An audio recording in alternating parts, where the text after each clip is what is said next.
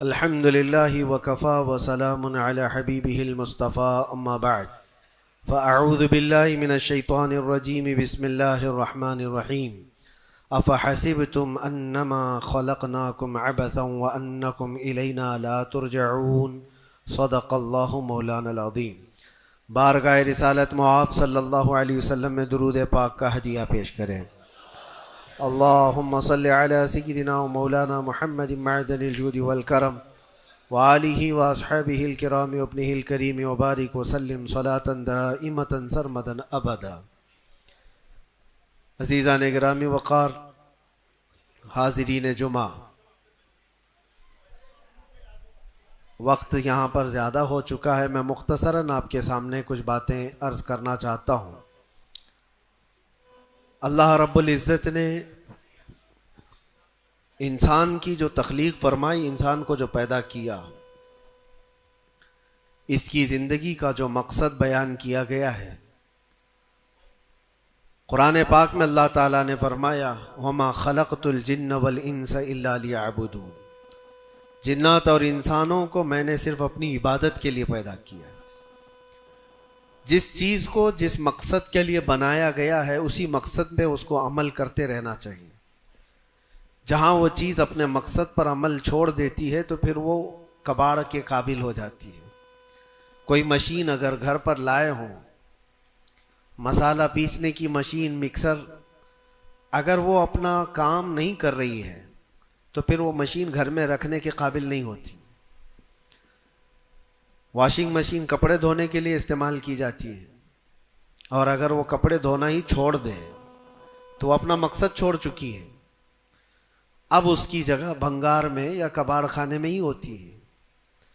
انسان جب اپنی زندگی کا مقصد بھول جاتا ہے تو پھر اس کی بھی دنیا میں رہنے کا کیا حاصل ہے؟ اللہ تعالیٰ نے جس مقصد کے لیے اس کو بنایا تھا، اب یہ مشین اس مقصد پہ نہیں چل رہی ہے تو پھر اس کے لیے جہنم کا ایندھن تیار ہے، جہاں پر اس کو ہمیشہ کے لیے بیچ دیا جاتا ہے۔ عزیزان گرامی وقار، میں ایک بات آپ سے یہ عرض کرنا چاہوں گا۔ اللہ کے نبی صلی اللہ تعالیٰ علیہ وسلم نے اسی لیے بار بار ہمیں تنبیہ فرمائی کہ جو چیز ہمیں ہمارے مقصد سے پھیرتی ہے وہ کون سی چیز ہے، کس لیے انسان غافل ہوتا ہے اور کیوں بھٹک جاتا ہے، کون سی چیز ہے؟ تو نبی پاک صلی اللہ علیہ وسلم فرماتے ہیں میں میرے بعد اپنی امت سے اس بات کا اندیشہ نہیں رکھتا کہ یہ کافر ہو جائے گی، مشرک ہو جائے گی۔ حضور فرماتے ہیں مجھے اس کا ڈر نہیں ہے کہ میری امت مشرک ہو جائے گی، کافر ہو جائے گی، لیکن اندیشہ اس بات کا ہے، ڈر اس بات کا ہے کہ تم پر دنیا پھیلا دی جائے گی اور تم دنیا سمیٹتے سمیٹتے اللہ رسول کو بھول جاؤ گے۔ آج یہ پوزیشن پر جو مسلمان آیا ہوا ہے، امت مصطفیٰ کی یہی حالت ہے کہ دنیا اس قدر حاوی ہے کہ وہ اپنے آرام اور سکون کو چھوڑنا نہیں چاہتا۔ جو کمفرٹ زون میں جینے کا عادی ہو گیا ہے، اسے آج مشکلات کا سامنا کرنے کی ہمت نہیں ہے۔ آج میں محسوس کرتا ہوں میرے عزیزوں، جب رسول پاک صلی اللہ تعالیٰ علیہ وسلم کی عزت کی بات پر، قرآن پر، اسلام پر، دین پر اور اللہ کی ذات پر حملے ہوں تو لوگ آئیں کائیں کرتے رہتے ہیں، ابھی اپنے دائیں بائیں دیکھتے رہتے ہیں کہ میری سیفٹی کتنی ہے، میری سیکیورٹی کتنی ہے۔ چھوٹے سے لے کر بڑا آدمی ہر ایک یہ سوچتا ہے کہ خواہ اس مسل میں اپنا سر کیوں رکھنا، کیوں اپنی جان کو جوخم میں ڈالنا ہے، میرے بھی بیوی بچے ہیں اور سب مشکل میں پڑ جائیں گے۔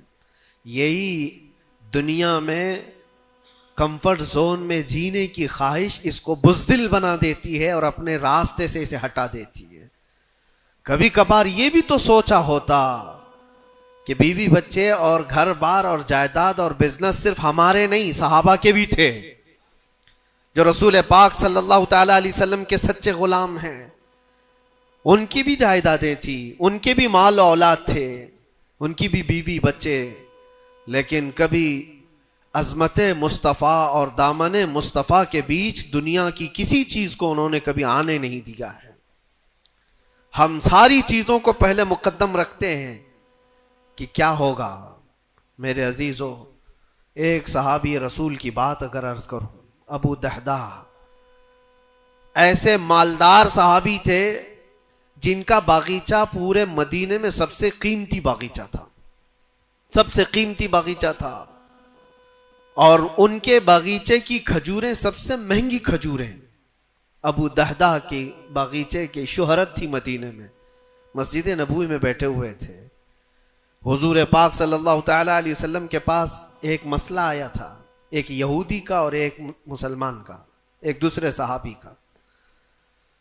اس یہودی کے اور مسلمان صحابی کے درمیان جو مسئلہ وہ تھا، ایک درخت کو لے کر کے، کھجور کے درخت وہ یہودی کے آنگن میں تھا جس کی کھجوریں اس صحابی کے گھر پہ گر جاتی تھی. انہوں نے خریدنے کے لیے کہا، وہ دینے کو راضی نہیں تھا. یا اس طرح کا ایک مسئلہ اور بھی ہے. اللہ کے نبی صلی اللہ تعالی علیہ وسلم نے رغبت دلائی، کوئی ہے جو یہ ایک درخت خرید کر کے میرے اس صحابی کو دے دے، اسے میں جنت کا باغیچہ دوں گا. تو اس وقت ابو دہدہ کھڑے ہوئے، کہا یا رسول اللہ صلی اللہ تعالی علیہ وسلم، میں سودا کروں گا اس یہودی سے. ایک ہی درخت تھا اس کے آنگن میں. اس سے کہا کہ کتنے میں تو یہ درخت بیچے گا؟ میرے نبی کی بات ہے، حضور کا فرمان ہے، میں خریدوں گا. اس نے کہا میں بیچنا نہیں چاہتا اس کی قیمت، کیونکہ اسے پتا تھا ان کی کمزوری ہے. ابو دہدہ نے کہا کیا تجھے پتا ہے مدینے، اوالی مدینے میں ابو دہدہ کا باغیچہ؟ کہا اس کو کون نہیں سنا ہے، مدینے کا ہر بچہ جانتا ابو دہدہ کے باغیچے کی شہرت. کہا اگر میں وہ باغیچہ اس درخت کے بدلے دے دوں تو کیا تو یہ درخت مجھے دے گا؟ اس نے کہا یہودی نے، پاگل ہو گئے ہو، کیا بات کر رہے ہو؟ ایک درخت کے بدلے وہ اتنا قیمتی باغیچہ جس کی کھجوریں پورے مدینے میں مشہور ہو. ابو دہدہ نے کہا اس باغیچے سے زیادہ قیمتی میرے مصطفیٰ کا فرمان ہے، میرے لیے نبی پاک کی عزت اور ان کی حرمت اس سے کئی زیادہ بڑھ کر کے ہے. اس یہودی نے کہا کون نہ کہے گا سودا، اگر تم صحیح میں مجھ سے مذاق نہیں کر رہے ہو تو ابھی میں یہ درخت دیا اور باغیچہ دو. ابو دہدہ نے کہا تو نے ابھی دیا، میں نے بھی یہیں سے دے دیا، باغیچہ بیچ دیا اور ساری چیزیں یہیں پر طے کر کے اپنے باغیچے پر آتے ہیں. باہر دروازے پر کھڑے ہیں، باغیچے کے پھاٹک پر. ان کی بیوی، ان کی بچے، گھر اندر بنا ہوا ہے باغیچے کے اندر جو ٹھنڈی حاصل کرنے کے لیے خوشنما، باغیچے کے اندر خوشنما محل بنا ہوا ہے. دروازے کے باہر سے ابو دہدہ پکارتے ہیں یا ام دہدہ، اپنی بیوی کو، باہر آ جاؤ، باہر آ جاؤ اپنے بچوں کو لے کر. بیوی نے کہا اتنی جلدی کیوں اس طرح سے بلا رہے ہو، کیا بات ہے، کیوں چیخ رہے ہو؟ ابو دہدہ نے کہا یہ باغیچہ بک گیا ہے، اب ہمارا نہیں ہے، باہر آ جاؤ. عورتیں کبھی کسی چیز کو دینے دیتی ہیں؟ گھر کی کوئی چیز بک جائے عورت راضی ہو جائے، لیکن وہ عورت عام عورت نہیں، رسول اللہ کی صحابیہ تھی. کہا اچھا ابو دہدہ یہ باغیچہ بک گیا ہے، میرا تم پر یقین ہے کہ بہت اچھا سودا کیا ہوگا، کیونکہ مدینے میں اس جیسا باغیچہ تو نہیں ہے. ابو دہدہ نے کہا تو سچ سمجھتی ہے میں نے بہت اچھا سودا کیا ہے. باہر آئی، یہ اندر نہیں گئے، اپنے بچے اور اپنی عورت کو لے کر باہر نکلے. ابو دہدہ سے پوچھتی ہے خاتون نے کتنے میں سودا کیا ہے، کتنے میں سودا کیا ہے؟ کہا بس وہ ایک درخت کے بدلے جو یہودی کے آنگن میں ہے میں نے یہ باغیچہ پورا اس کو دے دیا. عورت نے کہا ہاں ایسے کیسے، اتنا بڑا باغیچہ ایک درخت کے بدلے میں؟ کہا وہ تو بظاہر ایک درخت ہے لیکن اصل قیمت تو رسول اللہ کی زبان ہے. کہا اللہ کے نبی نے کیا فرمایا؟ کہا کہ ایک درخت جو اس یہودی کا خرید کر کے ایک صحابی کو دے دے میں اسے جنت کا باغیچہ دے دوں. ابو دہدہ نے جیسے یہ سنایا تو ام دہدہ کہتی ہیں ابو دہدہ تم نے کبھی میرا یقین نہیں توڑا، آج میں یہ کہتی ہوں یہ باغیچہ ہی کیا، حضور سے پوچھتے ہم سب بھی بکنے کو تیار ہیں. اللہ کے نبی صلی اللہ تعالی علیہ وسلم کی ذات پر یہ یقین کامل تھا، انہیں دنیا بیچ میں کبھی روک نہ سکی۔ ہمارے تو چھوٹی دکانیں ہمیں روک دیتی ہیں، ہمارے تو چھوٹے دروازے ہمیں روک دیتے ہیں۔ عزیزان گرامی وقار، اپنے مقصد حیات سے آدمی جب بھٹکتا ہے تو کون سی چیزیں جو اسے اٹریکٹ کرتی ہیں دنیا میں؟ یہ مال دولت۔ مجھے وہ بات یاد آتی ہے، صدیق اکبر رضی اللہ تعالیٰ عنہ حضور پاک صلی اللہ علیہ وسلم کے ساتھ بیٹھے ہیں، حضور پاک صلی اللہ تعالیٰ علیہ وسلم کے ہاتھ میں ایک پیالہ ہے جس میں شہد ہے، آپ اس کو نوش فرمانا چاہتے ہیں، منہ کے قریب لے گئے، اچانک آپ نے واپس رکھ دیا اور کسی چیز کو دھکا دے کر کے ہٹانے لگے، جیسے کوئی مکھیوں کو بھگاتا ہے، جبکہ نبی پاک صلی اللہ علیہ وسلم کے جسم کے قریب کبھی کوئی مکھی نہیں آتی، لیکن اندیکھی چیز کو آپ ہٹا رہے تھے۔ پھر تھوڑی دیر کے بعد پیالے کو اٹھایا، پھر تھوڑی دیر منہ کے قریب جاتے ہی واپس رکھ دیا، پھر کسی چیز کو دھکا دے کر نکال رہے تھے، تیسری مرتبہ پیالہ اٹھایا تو صحابہ نے دیکھا آپ کی آنکھوں سے آنسو روا ہیں، حضور پاک صلی اللہ تعالی علیہ وسلم کیا اشک بہ رہے ہیں۔ تو صحابہ نے پوچھا یہ کیا معاملہ ہے؟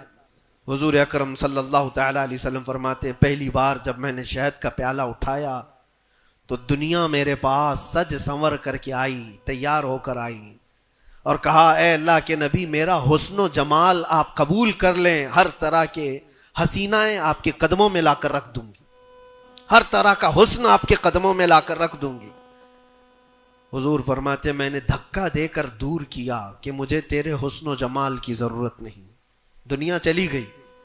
دوسری بار جب میں نے پیالہ اٹھایا تو دنیا پھر آئی میرے پاس اور پورے زر و جواہرات اور دولت کے انبار لے کر دنیا نے کہا اے اللہ کے نبی یہ قبول کر لیں، آپ کے قدموں میں سونے کے محلات اور جواہرات سجا دیے جائیں گے۔ حضور پاک صلی اللہ علیہ وسلم فرماتے میں نے اس کو بھی دھکا دے کر دور کیا، نہ تیرے حسن و جمال کی طرف میں رغبت کروں گا، نہ تیرے دولت و مال کی طرف، مجھے اس کی بھی حاجت نہیں۔ تیسری بار بہت امپورٹنٹ چیز میں عرض کر رہا ہوں، جو کہنا چاہتا ہوں توجہ سے سنیں۔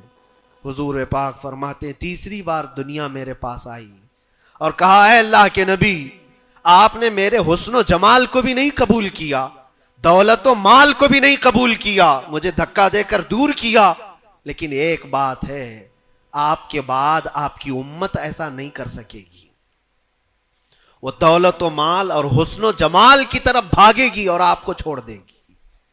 حضور فرماتے ہیں جب میں نے یہ بات سنی تو میرے آنسو نکل آئے، کیا میری امت مجھے چھوڑ کر اس طرح دور ہو جائے گی؟ دل پر ہاتھ رکھ کر کے سوچو ہے مسلمانوں، کیا آج وہ پوزیشن نہیں ہے؟ ہم ان دو چیزوں کے چکر میں اپنے نبی پاک صلی اللہ علیہ وسلم سے کتنی دور بھاگے جا رہے ہیں۔ تم نے کبھی راتوں کو تصور کر کے دیکھا کہ کتنی راتیں ایسی آئی کہ میں نے اپنے مصطفیٰ کو یاد کیا ہے، تنہائی میں اپنے حبیب کو یاد کیا ہے؟ اس رسول کا حال تو یہ تھا، ماں عائشہ صدیقہ فرماتی ایک رات ایسی نہیں گئی جس میں رسول پاک صلی اللہ علیہ وسلم اپنی امت کے لیے دعا نہ کرتے ہوں۔ رات کو کھڑے ہوتے تھے تو پنڈلیوں میں سوجن آ جاتی تھی، پیر سوج جاتے تھے اور کثرت سے روتے تھے اپنی امت کے لیے اللہ کی بارگاہ میں کہ مولا میری امت بھولی بھالی ہے، اس کی بخشش میرے حوالے کر دے، رب ہب لی امتی، جو نہ بھولا ہم غریبوں کو رضا۔ اور آج امت کا حال یہ ہے کہ سال میں ایک بار میلاد کر کے ہم یہ سمجھتے ہیں حق ادا کر لیا، ہر دن ہر رات جو نبی پاک ہمیں یاد کرتے تھے تو ہم نے آج وہ کیا کر دیا ہے؟ یہی دو چیزیں ہیں جو انسان کو اپنے مقصد حیات سے ہٹاتی ہیں، اپنے راستے سے ہٹاتی ہیں، دولت اور شباب، یہ حسن و جمال۔ ہر نوجوان کو دیکھو ان دو چیزوں کے پیچھے بھاگ رہا ہے، اسے یہ دو چیزوں کی خواہش ہے، مال جمع کرنا ہے اور خوبصورت عورت کو لانا ہے، اور ان دو چیزوں نے دنیا میں اس کو ایسا غافل کر رکھا ہے، اسے سوچنے کا موقع ہی نہیں ہے۔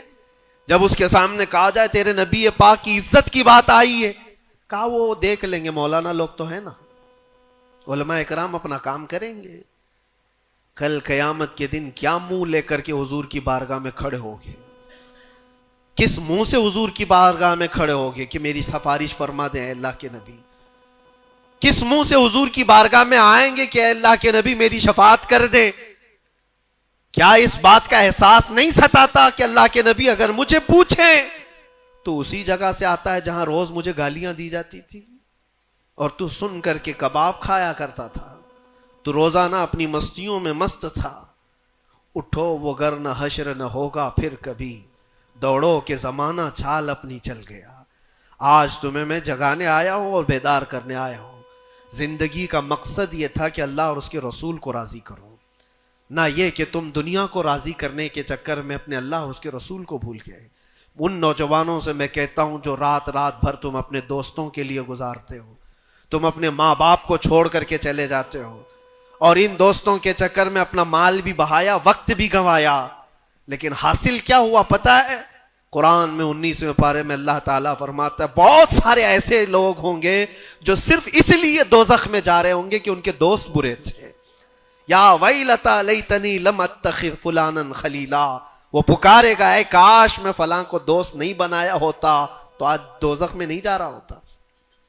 بہت سارے ایسے لوگ، اور جن کے لیے تم نے زندگی پوری اجاڑ دی، وہ کب تک کے لیے آئے تمہارے پاس؟ کب تک کے لیے؟ کیا تمہارے جنازے کے کندھا دینے کے بعد ختم ہو گئی بات؟ کون تمہاری قبر میں آتا ہے؟ کون تمہارے قبر کے حالات دیکھتا ہے؟ کون ہے جو حشر میں تمہارے معاملات کی سفارش کرتا ہے؟ ہے کوئی نوجوان دوست تمہارے لیے مددگار؟ نہیں. تمہارا دل بھی یہ کہے گا اس قبر کی نئی زندگی میں اگر کوئی آئے گا تو وہ آمنہ کا لال آئے گا. نبی پاک صلی اللہ تعالی علیہ وسلم تشریف لائیں گے. بزرگان دین نے یہاں تک فرمایا ہے وہ قبر میں میرے آقا صلی اللہ تعالی علیہ وسلم اس حالت میں اور اتنی جلدی آتے ہیں، اور منکر نکیر کے اٹھانے سے پہلے اس سے کہتے ہیں فرشتوں سے آہستہ سے اٹھاؤ، میری محبت میں بڑا تھک کے آیا ہے. وہ کس کے لیے ہے؟ جو محبت مصطفیٰ میں یہاں تھکا ہوا ہو اس کے لیے ہے. وہ نہیں جو عیش و عشرت میں شباب و کباب میں یہاں تھک کر کے گیا ہو. وہاں پر بھی بزرگوں نے فرمایا قبر میں حضور پاک صلی اللہ تعالی علیہ وسلم کچھ لوگوں کی، کچھ مومنین کی قبر میں ایسے بھی حالات ہوں گے کہ جب فرشتے اس کو اٹھا کر جھنجھوڑ کر پوچھ رہے ہوں گے بتا ان کے بارے میں کیا کہتا تھا دنیا میں، حضور اپنا چہرہ پھیر لیں گے. حضور فرماتے ہیں خبردار میری طرف مت دیکھنا، اس لیے کہ دنیا میں تجھے میرا چہرہ پسند نہیں تھا. جس کو پسند کرتا تھا اس کو آج بلا لے. تمہارے پاس کوئی اور آپشن رہ جائے گا قبر میں بلانے کے لیے کسی کو؟ اپنی زندگی کا مقصد سمجھ لو. جتنے لوگ ڈائیورٹ کرتے ہیں ادھر ادھر ان کی طرف توجہ نہ کرو. کبھی آپ گاڑی چلا رہے ہو، جو لوگ گاڑی میں بیٹھے ہو ان کو اچھی طرح سے معلوم ہونا چاہیے. اگر یہاں سے نکلیں آپ پونا جانا چاہتے ہیں، تقریباً 150-200 کلومیٹر کا فاصلہ ہے. راستے میں بہت سارے مناظر آتے ہیں، بہت سارے اچھے منظر دیکھنے کو ملتے ہیں. کبھی پہاڑیاں ہیں، کبھی درخت ہیں، کبھی جھیل ہے، کبھی کچھ ہے، کبھی کچھ ہے. تو کیا اس راستے پہ گزرتے ہوئے جو چیز اچھی لگ جائے وہیں رک جاتے ہو؟ تمہیں پتا ہے نہیں مجھے تو پونا پہنچنا ہے 2 گھنٹے کے اندر، میرا راستہ آگے، میری منزل آگے ہے. جتنے درخت آئے خوبصورت دیکھ لیا چل پڑا، پہاڑ آئے دیکھ لیا چل پڑا. دنیا کا سفر ایسی ہے جتنی چیزیں شہوتیں تمہیں اپنی طرف بلاتی ہیں، اگر نظر پڑ گئی تو نیچے کرو اور آگے بڑھ جاؤ. تمہاری منزل یہ شہوتیں نہیں ہیں، تمہاری منزل تو اللہ کے نبی کے ساتھ جنت میں جانا ہے. تمہاری منزل وہ ہے. اور جو اپنی منزل کو نہیں پہچانا ہے وہ یہیں پر ڈائیورٹ ہو کر کے رہ جاتا ہے. اپنے اصلی مقصد پر کامیاب ہونے کے لیے ایک فارمولا میں آپ کو بتاؤں، کیسے بھی حالات ہو. کچھ لوگ یہ سوچتے ہیں کہ زندگی میں حالات بدل گئے، گناہوں کی طرف چل پڑے، کبھی خواہشات نے انگڑائیاں لی، میں نفس کا شکار ہو گیا، فلاں کام کر لیا، فلاں کام کر لیا. کون انسان ایسا ہے جو خطا نہیں کرتا؟ انسانوں میں خطا ہے نبیوں کو چھوڑ کر. لیکن میرے عزیزوں اس کا مطلب یہ نہیں ہے کہ تم مایوس ہو کر کے انہی کاموں میں لگ جاؤ. کل کی رات ہی میں دیکھ رہا تھا یہ موبائل جو تمہارے ہاتھ میں ہے بہت ساری نصیحت کر جائے گا تمہیں. موبائل اپنے ہاتھوں میں لیے رہتے ہو، کوئی بھی آج شاید اس موبائل سے خالی نہیں ہے. آپ کو پتا ہے اس موبائل کا اصلی مقصد کیا ہے؟ کیوں بنایا گیا اس کو؟ فون رابطہ کرنے کے لیے ایک دوسرے کے. یہی بیسک اس کا مقصد، جو بنیادی مقصد ہے وہ یہ ہے کہ آپ کسی سے رابطہ کرنا چاہیں گے، نمبر لگائیں گے، ادھر چلا جائے گا اور آپ بیٹھ کر بات کر لیں گے. یہی بیسک مقصد تو یہ ہے، یہ بنیادی مقصد ہے اس فون کا. میں یہی سوچ رہا تھا یہ فون آج بھی اتنا عقل مند ہے، یہ اپنے بیسک مقصد کو جانتا ہے، لیکن دنیا میں ترقیات کے آتے آتے اس میں بہت ساری چیزیں ایڈ ہو گئی. موبائل کے اندر پھر کیلکولیٹر بھی آ گیا، موبائل کے اندر پھر فوٹو لینے کا کیمرہ بھی آ گیا، ویڈیو بھی آ گئے. اب اس کے بعد چلتے چلتے اب تو سوشل میڈیا پورا آ گیا. اب سوشل میڈیا کی سائٹس بھی آپ کنٹینیو کھول کر کے بیٹھے رہتے. ایک بات مجھے بتانا، سب جانتے ہیں آپ فیس بک دیکھ رہے ہو، انسٹاگرام دیکھ رہے ہو، واٹس ایپ کھولے ہوئے ہو، یا یوٹیوب میں کوئی ویڈیو بھی دیکھ رہے ہو، کچھ بھی کر رہے ہو، لیکن اگر کسی دوست نے آپ کے فون لگایا تو یہ ساری چیزیں بند کرتا ہے اور پہلے گھنٹی بجا کر بتاتا ہے تمہارا فون آیا ہے. موبائل اپنے کام پہ ہے، اس کا اپنا بنیادی مقصد وہ چھوڑا نہیں ہے. اس میں بہت ساری چیزیں ایڈ ہو گئی، اور شاید چاہے جتنی بھی ایڈ ہوں، لیکن فون آنا جانا یہ کبھی بند نہیں کرے گا. جو انکمنگ ہے، فون کسی نے لگایا ہے تو یہ تمہیں بتا دے گا الارم. ہوتا ایسا نہیں ہے، آپ کی ویڈیو چل رہی ہو، یوٹیوب چل رہا ہے، کچھ بھی چل رہا ہو، فون اگر آیا تو وہ چیز روک دے گا اور پھر فون کا الارم تمہیں بتائے گا. یہ اپنے بنیادی مقصد پر چل رہا ہے. تمہاری زندگی میں چاہے جتنی بھی چیزیں ایڈ ہو جائیں، جس وقت اذان ہو جائے تمہیں سمجھ جانا چاہیے میرا مولا بلا رہا ہے. میرے اصلی مقصد کے لیے میں جو دنیا میں ہوں وہ اللہ کی عبادت کے لیے ہے. میرے رب کا فرمان، میرے رب کا اعلان آ چکا ہے. چھوڑو ساری چیزیں، جتنی بھی چیزیں ایڈ ہو جائیں اس چیز کو روکنا. اچھا، اور دوسری ایک چیز یہ بھی ہے اس موبائل کی، میں محسوس کر رہا تھا یہ بہت اچھا ہے بیچارہ، یہ موبائل اپنے مقصد پر کامیاب ہے اس لیے کہ اس کو کبھی کسی کے ہاتھ میں دو تو ہی گندا بنتا ہے. جب تک اس کو کوئی چلاتا نہیں ہے، تم چلاؤ گے، اندر گھسو گے، بہت ساری چیزوں میں داخل ہوتے رہو گے، پتہ نہیں کیا کیا کھولتے رہو گے، وہ سب چیزیں وہ کرتا چلا جائے گا. لیکن اس کو کہیں بستر پر پٹک کر کے چھوڑ دو، وہ کبھی گندگی نہیں کرتا. خود سے ایسے نہیں ہے کہ وہ ویڈیو کھول کے چالو ہو جائے گا. وہ موبائل خود سے کسی کو ویڈیو نہیں دکھاتا، خود سے کسی کو فوٹو نہیں دکھاتا، لیکن اس کو بستر پر ایسی پڑے رکھے رہو، وہ دوسری گندی چیزیں تو نہیں دکھائے گا جب تک تم ٹچ نہیں کرو گے، لیکن وہاں پڑے رہنے کے وقت بھی فون کسی کا آیا تب بھی بچ کے دکھائے گا. پتہ یہ چلتا ہے اس سے کہ دوسروں کے ہاتھ میں جاتا ہے اور کوئی دوسرا چلاتا ہے تب یہ بے حیائی دکھاتا ہے. تم اس بات کی اپنے آپ کی ذمہ داری لے لو، تم کسی کے ہاتھ کا کھلونا نہ بنو. دوست تمہارے ساتھ کھیلیں گے اور دنیا تمہارے ساتھ کھیلے گی. عیش و عشرت کی تمہاری خواہشات یہ سب دنیا ڈالتی ہے. اگر یہ ساری دنیا سے ہٹا کر اپنے آپ کو اللہ اس کے رسول کے سپرد کرو، دیکھو کبھی تمہاری زندگی میں تمہارے جسم سے بے حیائیاں نہیں آ سکتی، نہیں آئیں گی. یہ جسم، اللہ، اس جسم کا مالک کون ہے؟ اللہ ہے. اور ہماری گردنوں کی اوپر اگر کسی کا حکم ہے تو وہ رسول اللہ کا ہے.